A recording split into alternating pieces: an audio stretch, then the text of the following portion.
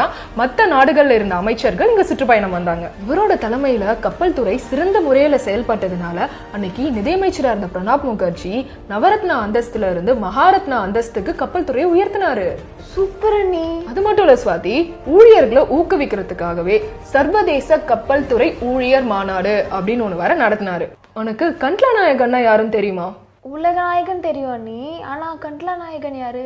சினிமாக்கு எப்படி கமலஹாசனோ அதே மாதிரி கப்பல் துறைக்கு நம்ம ஜி.கே. வாசன் சார் தான்.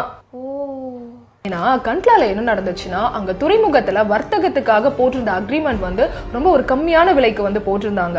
அதனால அங்க இருக்கிற தொழிலாளிகளுக்கு வந்து ரொம்ப கம்மியான ஊதியம் தான் கொடுத்துட்டு இருந்தாங்க. இத நம்ம G K. Vasan sir sort out பண்ணி அந்த தொழிலாளர்களுக்கும் நல்ல உயர்வான ஊதியம் கொடுத்து அவங்களோட வாழ்வாதாரத்தையே வந்து சரி பண்ணாரு.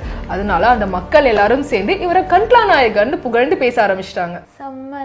தமிழக கேரள மீனவர்கள் வந்து எல்லை தாண்டி போகும்போது பக்கத்து நாட்டுல சிறை பிடிச்சிருவாங்க இல்லையா, அதை அவாய்ட் பண்றதுக்காக மீனவர்கள் நம்ம இந்திய ராணுவத்தோட தொடர்புல இருக்கிறதுக்கு வாக்கி டாக்கி இன்ட்ரோடியூஸ் பண்ணது கூட ஜி.கே. வாசன் சார் தான்.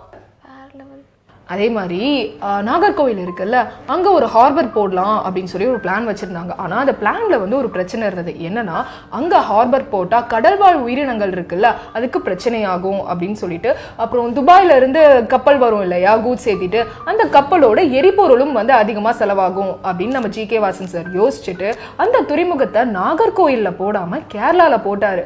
அதனால வணிகமும் இன்க்ரீஸ் ஆச்சு, எரிபொருளும் சேவ் ஆச்சு, கப்பல் துறைக்கு நிறைய லாபமும் கிடைச்சது, குறைக்கு கடல்வாழ் உயிரினங்களும் சேஃபா இருந்தது.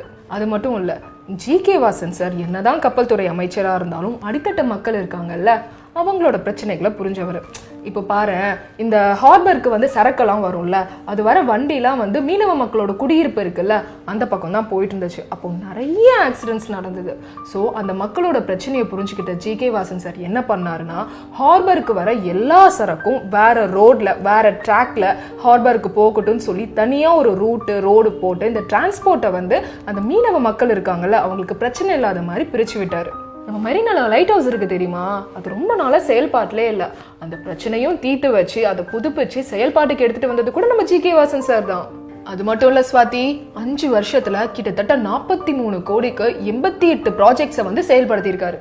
நேர்மையான முறையில எந்த ஊழலும் பண்ணாம இருந்ததுனால 5 வருஷத்துல இலாக்காவே மாறாம இருந்த சில அமைச்சர்களை ஜி.கே. வாசன் சாரும் ஒருத்தர். அது மட்டும் இல்ல ஸ்வாதி, இவரோட சிறப்பான அணுகுமுறை, செயல்பாடு, நிர்வாகம் இதெல்லாம் பார்த்து மக்கள் மட்டும் இம்ப்ரெஸ் ஆகல, எதிர்கட்சியில இருக்கிற தலைவர்களே வந்து பெருமையா பாராட்டுற அளவு நடந்துகிட்டவர் தான் வாசன் சார். கேட்கறதுக்கே நல்லா இருக்கு. இப்ப இருக்கிற சிச்சுவேஷன்ல இந்த மாதிரியான நல்ல தலைவர்கள் கிடைக்கிறதுலாம் ரொம்ப அபூர்வம் ஸ்வாதி. ஜி.கே. வாசன் சார் மாதிரியான நல்ல தலைவர்களை மக்கள் ஆதரிக்கணும்.